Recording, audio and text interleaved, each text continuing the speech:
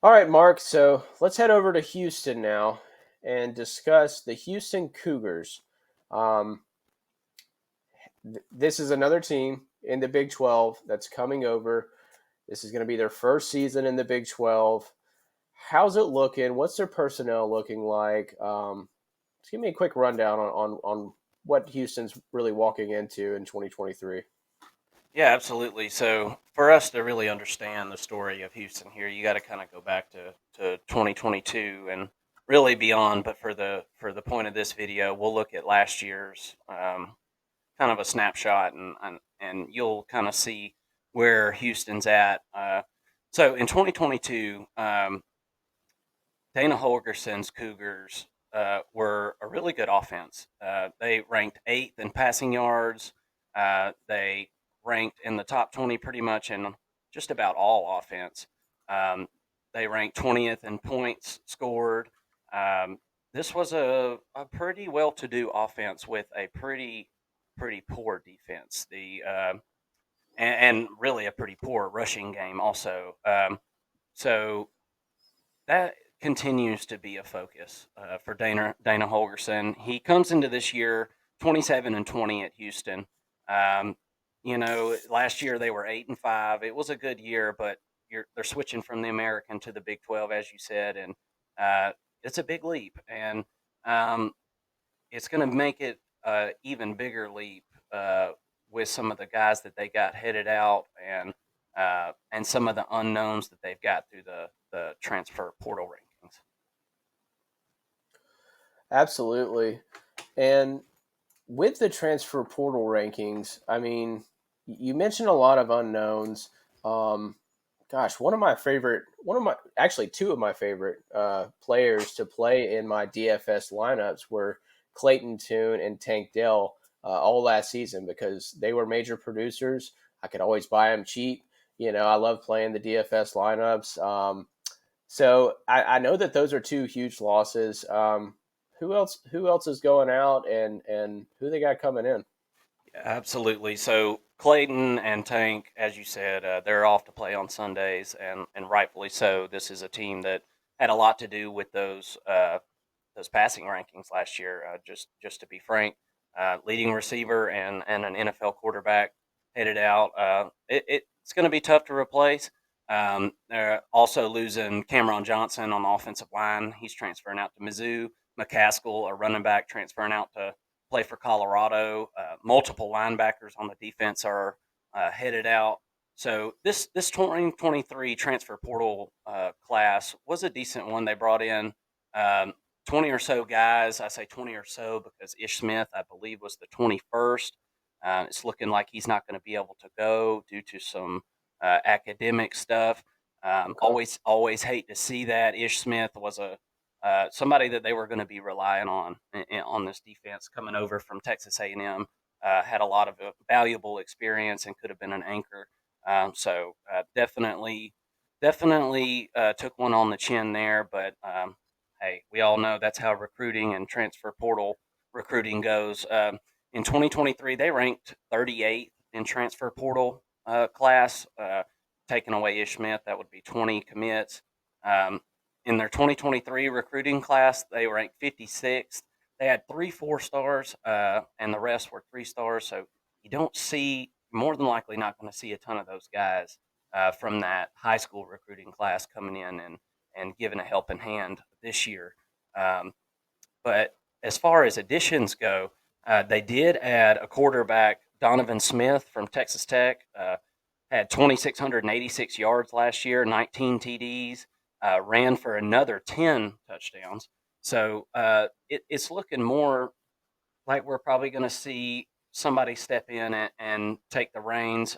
Maybe not to the tune of Tune, but I I think like it. with the with the help of Josh Cobbs coming from Wyoming, a wide receiver that really carried that team last year, I think that maybe they can make up some of that yardage and maybe not be top 20, but top 30, and maybe they can try to fit some of these guys in on defense and bring that defensive ranking up. Um, so speaking of the defense and transfers, uh, this is a all Big 12 name right here, but all of you know who he is. David Ugwugba from Oklahoma. You may not know how to say his name, but he's fun to watch. 51 games played at Oklahoma, 212 tackles.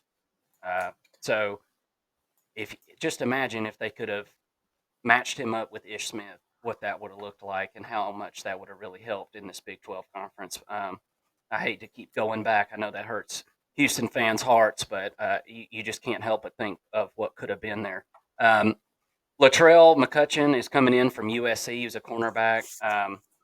You know, it's hard to tell when you watch a bad defense like USC who's good and who's not, but they're pretty high on Latrell, and they're thinking that he's going to come in and be able to help out right away. And then to help at that running back position, you got Tony Mathis coming in from West Virginia.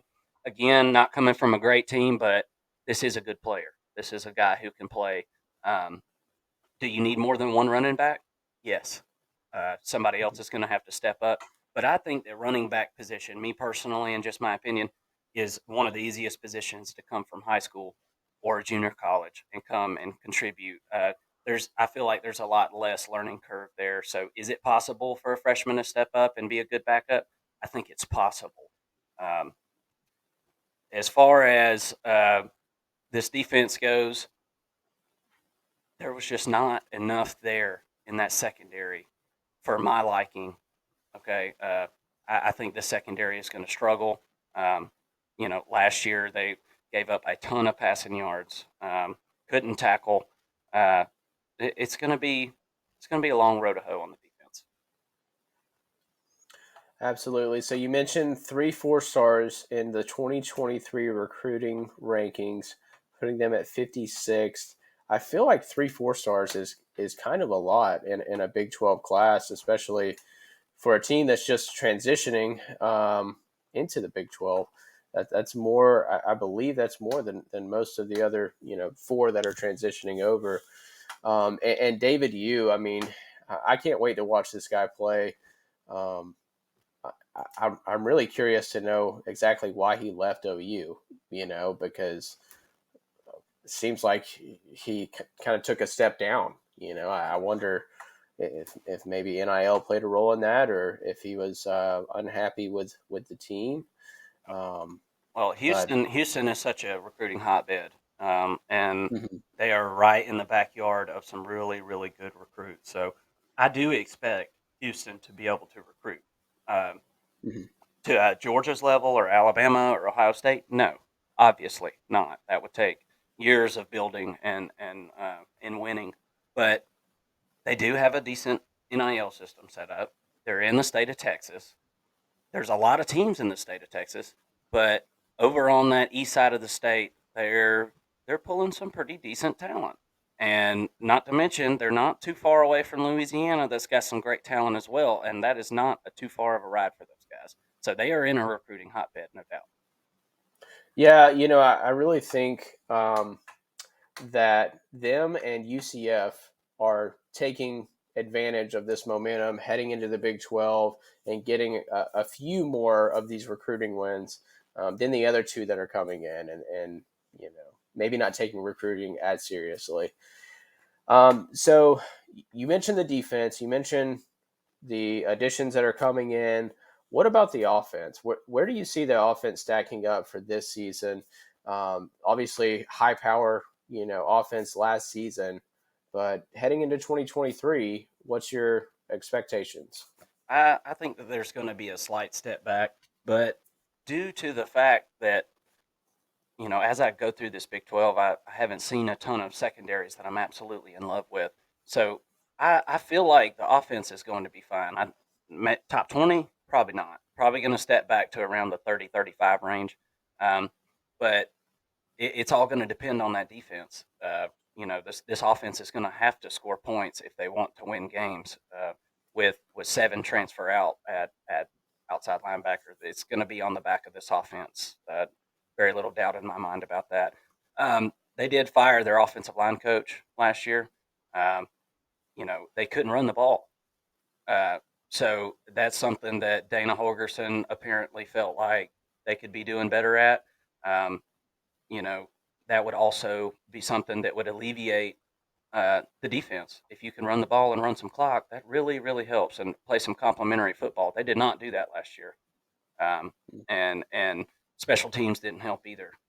So it you're going to need more of a team approach if Houston is going to exceed their over under this year. Right, absolutely.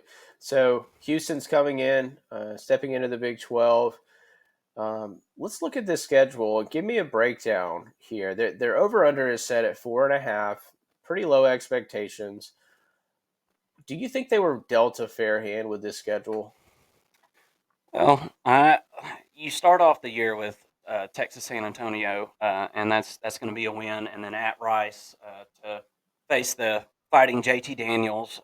He's at his fourth school or something like that, so you're going to get a win there. But then it starts to get real. You got TCU at home, then you got a cupcake game, um, and then at Texas Tech, bye week. West Virginia at your place, Texas at your place, at Kansas State, at Baylor, Cincinnati, Oklahoma State, and then at UCF. That is in my opinion, that's a pretty brutal schedule for this Houston team. At Kansas State, at Baylor, back to back weeks after having Texas at your place in week 8. Uh, I think those 3 weeks, weeks 8, 9, and 10, are probably going to be the weeks that's going to be the straw that breaks the camel's back more than likely. I see the West Virginia, Cincinnati, and Oklahoma State game as toss-ups. So Mm-hmm. a I see a ceiling of 6 wins. Okay, and I think that's being everything's got to go perfect, and um, I see worst case scenario 3 wins. With all that being said, I would honestly predict 4 wins for Houston this year, and that's a seems like a major step back. I think a lot of the numbers are going to be the same, but due to the fact that they're in the Big 12 now, I don't think they're going to be able to get away with some of those things that they were doing in the American Athletic. Right, and one interesting note is, West Virginia, Cincinnati, and Oklahoma State. Those are all kind of your, flip a coin, push type of games. They get all of them at home, so that's a pretty big break. I feel, if you're gonna have a guaranteed loss, it might as well be away, Hmm. right? So to bring your sort of push games home, maybe that leans them over. They're gonna win at I say that Texas San Antonio could pull an upset there, week one, honestly. But I believe that they've got Rice, and I believe that they've got Sam State. So, you know, if they could somehow pull two of those three push games out between West Virginia, Cincinnati, and Oklahoma State, I think that that'd be a pretty big win. All in all, I guess all I'm saying in a roundabout way is the 4.5 number is really tough to bet on. Yep, absolutely. Well, it's going to take an offensive line stepping up and a defense discovering some playmakers in the fall camp for this team to get over that 4.5 mark, and I don't feel good about it. But I cannot wait to watch and for the Houston Cougars to prove me wrong.